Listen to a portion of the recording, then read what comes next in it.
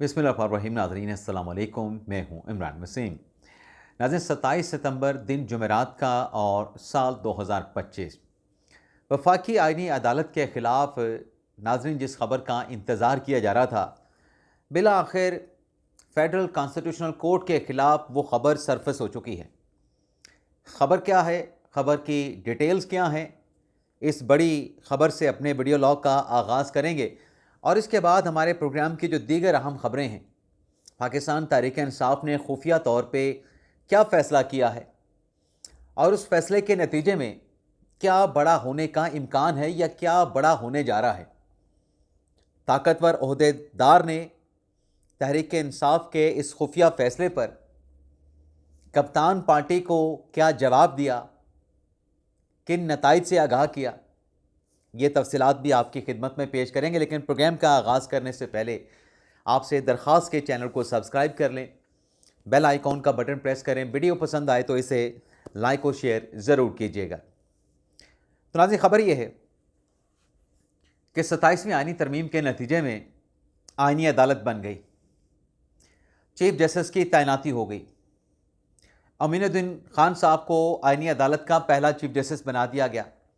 बाकी 6 जज भी आइनी अदालत में अपॉइंट कर दिए गए और ये सारा प्रोसेस मुकम्मल होने के बाद फेडरल कॉन्स्टिट्यूशनल कोर्ट जो है इस्लामाबाद हाई कोर्ट में फंक्शनल हो चुकी है।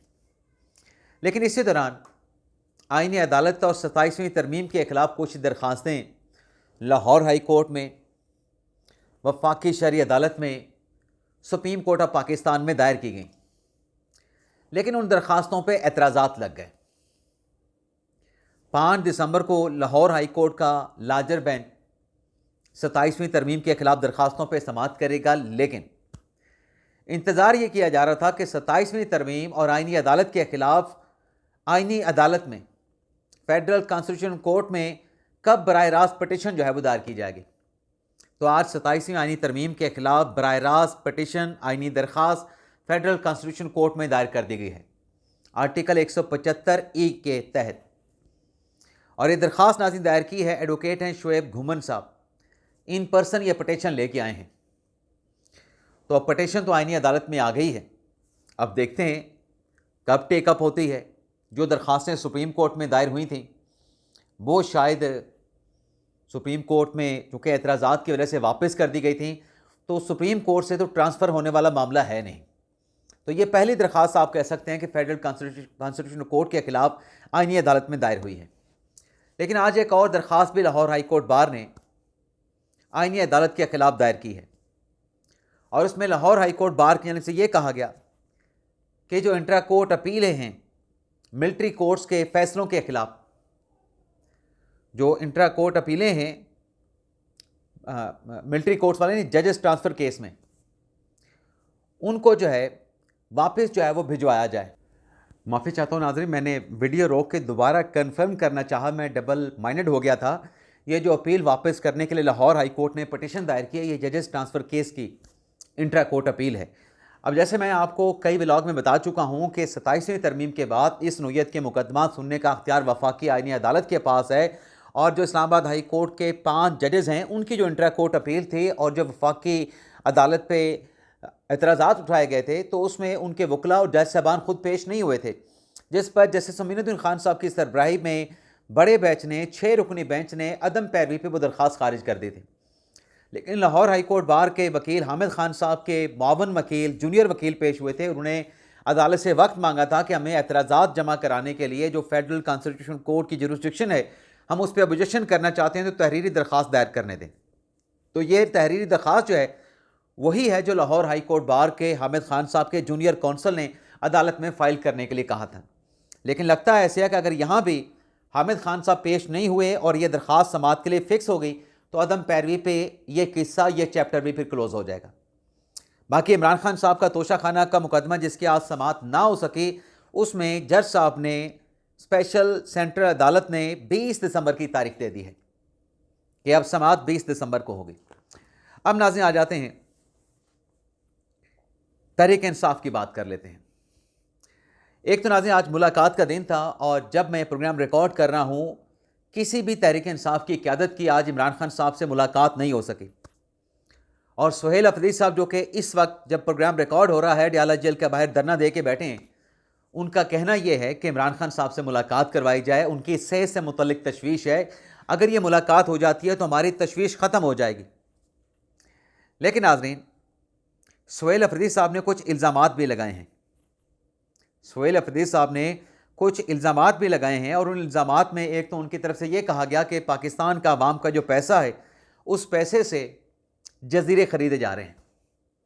अब किसने जजीरा ख़रीदा है, कहाँ पे ख़रीदा है, कैसे ख़रीदा है, करप्शन कहाँ पे हुई है, उसका कोई जवाब, कोई सर, कोई पैर नहीं है।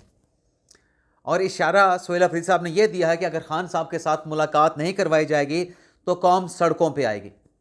अब न जाने ये किस कौम की बात कर रहे थे। तहरीक इंसाफ की अपनी जो कौम है उसके निकलने की इतनी टेंडेंसी सिर्फ बाकी रह गई है कि पिछले दिनों असद कैसर साहब ने जो मुस्तफ़ी 2 जज हैं, मंसूर अली शाह साहब और अतर मिनल्ला साहब से दरख्वास्त की थी कि आप हमारी पार्टी में, हमारी तहरीक में शामिल हों, हुकूमत मुखालिफ तहरीक में, और आप अगर शामिल होते हैं तो आप इसको लीड भी करें। आप अगर हमारी तहरीक में, हुकूमत मुखालिफ तहरीक में आएंगे तो आपके साथ लोग भी शामिल हो जाएंगे। तो अगर मकबूलियत और कबूलियत इतनी ज़्यादा तहरीक इंसाफ की होती तो तहरीक इंसाफ 2 मुस्तफ़ी जजेस से अपनी तहरीक में शमूलियत अख्तियार करने की दरख्वास्त न कर रही होती।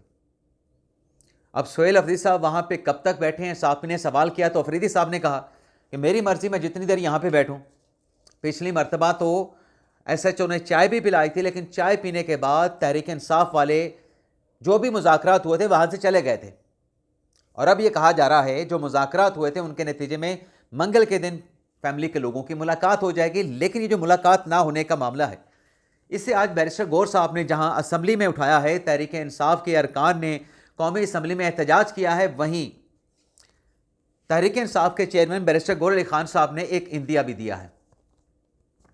और वो इंदिया है पार्लियामेंट से मुश्तरका इस्तीफ़ों का, या पार्लियामेंट से बाइकआउट करने का इशारा दिया है। एग्जैक्टली तो बैरिस्टर गौर साहब ने कौमी असम्बली में ना इस्तीफ़ों की बात की है, ना बाइकआउट की बात की है, लेकिन इशारतन जो बात उन्होंने की है उससे लगता ऐसे है कि शायद पार्लियामेंट का या तो बाइकआउट करेंगे या फिर पार्लियामेंट से मुश्तरका तहरीक इंसाफ इस्तीफ़े देगी। एग्जैक्टली बैरिस्टर गौर साहब ने क्या कहा? बैरिस्टर गौर साहब ने कहा कि देखें, मियाँ साहब लंदन से वापस आए, खामोशी को उन्होंने तोड़ा है, लेकिन लंदन से वापस आने के बाद वो जेल नहीं गए, बल्कि मियाँ साहब को मैंडेट दे के हुकूमत में बिठा दिया गया। बैरिस्टर गौर साहब ने कहा कि ना हमें माना जा रहा है, ना हमें तस्लीम किया जा रहा है, ना हमें पॉलिटिकल स्पेस दी जा रही है। जब ये 2 बातें बैरिस्टर गौर साहब ने की और फिर उन्होंने आगे चल के जो जुमला कहा उसमें बैरिस्टर गौर साहब ने कहा कि ऐसा लगता है कि हमारी इस ऐवान में जो मौजूदगी है, हमारी मौजूदगी के दिन कम रह गए हैं। अब ये बात जो है, इसे आप इस्तीफ़ों की धमकी भी समझ सकते हैं, इसे आप पार्लियामेंट का बाइकआउट करने का अल्टीमेटम भी समझ सकते हैं। लेकिन ये नाज़रीन को तहरीक इंसाफ का पहला फैसला नहीं होगा।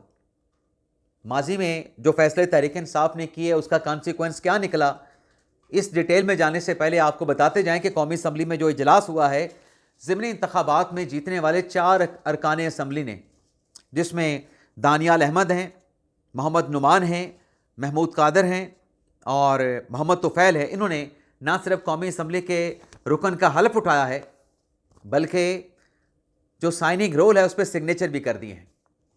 अब पाकिस्तान तहरीक इंसाफ ने ज़िमनी इलेक्शन का भी बाइकआउट किया था। पाकिस्तान तहरीक इंसाफ ने माजी में पार्लियामेंट से कई मरतबा इस्तीफ़े दिए, 14 में भी दिए, फिर 22 में भी इस्तीफ़े दिए। इवन के तहरीक इंसाफ ने पंजाब और खैबर पख्तूनख्वा की असम्बलियाँ तहलील भी की। अब उसका नतीजा क्या निकला? उसका नतीजा ये निकला कि नुकसान पाकिस्तान तहरीक इंसाफ को उठाना पड़ा।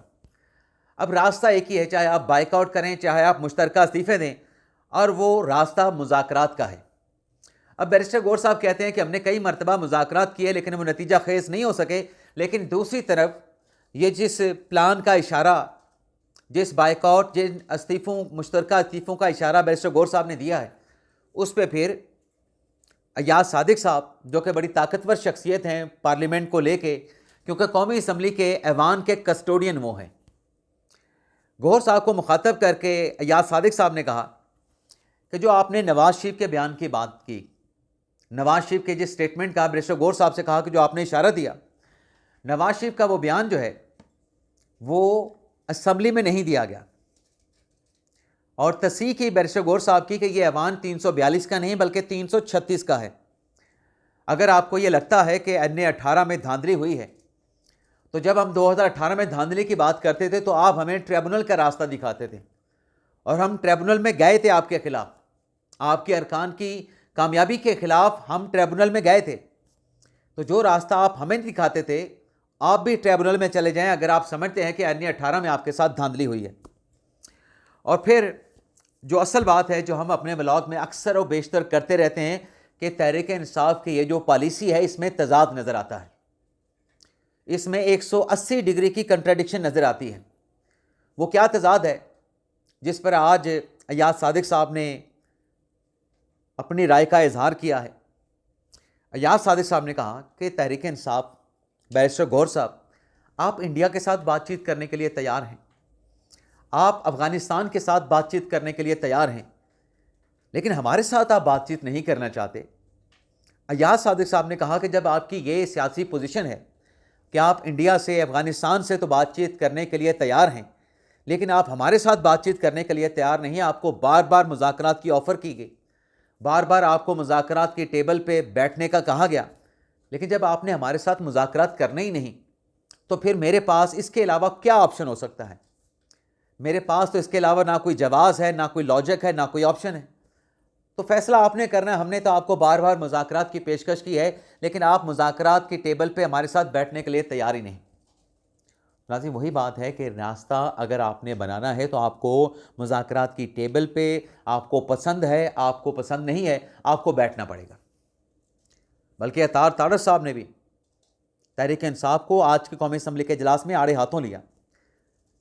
अतार तारड़ साहब ने कहा कि इलेक्शन का आप कहते हैं कि हमने बाइकआउट किया है। जब आपने बाइकआउट कर दिया फिर तो आपका हक ही नहीं रहता कि आप ज़िमनी इंतखाबात पे, इलेक्शन पे बात करें। अतार तारड़ साहब ने कहा कि बाबर नवाज़ खान ने तहरीक इंसाफ से NA18 की जो सीट है वो छीनी है, कामयाबी से 44,000 वोटों की जीत के साथ छीनी है। तहरीक इंसाफ को मुज़ाकरात की ऑफ़र करते हैं, लेकिन तहरीक इंसाफ के तो अपने कौल व फ़िल में तजाद मौजूद है। ये तो इदारों को टारगेट करते हैं और इनके इदारों के खिलाफ जो कैंपेन है उसकी हम मज़म्मत करते हैं। तो ये तो नाज़रीन सियासी खबरें हो गई, अदालती खबरें हो गई। अब पाकिस्तान ने जो कामयाबी हासिल की है और भारत जो पाकिस्तान के खिलाफ दुम दबा के भागा है, उसकी डिटेल आपके साथ शेयर कर लें। खबर नाज़रीन ये है कि ऑक्सफोर्ड यूनियन में पाकिस्तान और भारत का एक मुबाहिसा होना था। अब आपके सामने हकायक हैं कि भारत और भारत के जो मिनिस्टर हैं, भारत की जो हुकूमत है, मोदी सरकार की जो काबीना है और जो ख़ास तौर पे इंडियन मीडिया है, पाकिस्तान के ख़िलाफ़ हमेशा झूठे बेबुनियाद इल्ज़ामात की भरमार होती है। पाकिस्तान पे हर वो इल्ज़ाम धर दिया जाता है, लगा दिया जाता है जिसकी कोई बेस नहीं होती। लेकिन चूंकि किसी फोरम पे भारत पाकिस्तान के साथ बैठ के मुज़ाकरात करने के लिए तैयार नहीं, तो ऑक्सफोर्ड यूनियन में एक मुबाहिसा रखा गया था जिसमें पाकिस्तान का पैनल भी था, जिसमें इंडिया का पैनल भी था। अब पाकिस्तान के पैनल में साबिक chairman joint chief of staff committee general Zubair Mahmood Hayat साहब थे, साबिक वज़ीर ख़ारजा हिना रबानी खर साहबा थी और पाकिस्तान के बरतानिया के जो हाई कमिश्नर हैं डॉक्टर मोहम्मद फैसल साहब वो थे, और इंडियन गवर्नमेंट का, मोदी सरकार का अपना 3 उनकी नामवर शख्सियात का पैनल था। अब इस मुबाहिसे में अगर आप देखें कि ऑक्सफोर्ड में इंडियन स्टूडेंट्स की तादाद पाकिस्तान से बहुत ज़्यादा है और इस मुबाहिसे में लॉजिक पे बात होनी थी, इस मुबाहिसे में दलील से बात होनी थी और उसमें फिर वोटिंग होनी थी कि किसने लॉजिक के साथ और दलील के साथ बात की है। लेकिन ये मुबाहिसा शुरू होने से पहले ही भारत का जो पैनल था वो अपने आप को विड्रॉ कर गया, मैदान छोड़ के पाकिस्तान के खिलाफ दुम दबा के भाग गया, जिसके बाद इस मुबाहिसे में जो कि ऑक्सफोर्ड यूनियन में होना था, पाकिस्तान को बिला मुकाबला कामयाब करार दे दिया गया। और जैसा मैंने आगाज़ में कहा कि इस किस्म के मुबाहिसों में जो पाकिस्तान और भारत के ऑक्सफोर्ड यूनियन में होते हैं, वहाँ पे इंडियन वोटर्स की तादाद ज़्यादा है, लेकिन वहाँ पे जो वोटिंग है वो फिर मेरिट पे होती है। दलाइल और लॉजिक सुनी जाती है, दलील सुनी जाती है, आर्गुमेंट सुने जाते हैं। ऐसे नहीं कि जैसे इंडियन मीडिया वाले लाहौर में समंदर ला के उसको फतेह कर लें, इस्लामाबाद को कन्क्वर कर लें, कराची की बंदरगाह पे कब्ज़ा कर लें। ये इंडियन मीडिया पे तो कहानियाँ चल जाती हैं, लेकिन इस तरह के जो मुबासे होते हैं जिसमें दलील से बात करना होती है, लॉजिक से बात करना होती है, तो ये अगर कोई मौका आया था 9 मई के बाद बातचीत करने का, दलील और लॉजिक के साथ बात करने का, तो वहाँ से भारत तो भागा है मैदान छोड़ के, लेकिन पाकिस्तान ने बिला मुकाबला कामयाबी हासिल कर ली है। तो ये था नाज़रीन हमारा वीडियो लॉग। आपसे इजाज़त चाहते हैं। अल्लाह ताला हम सब का हामी नासिर हो। अपनी दुआओं में याद रखिएगा। अल्लाह हाफिज़।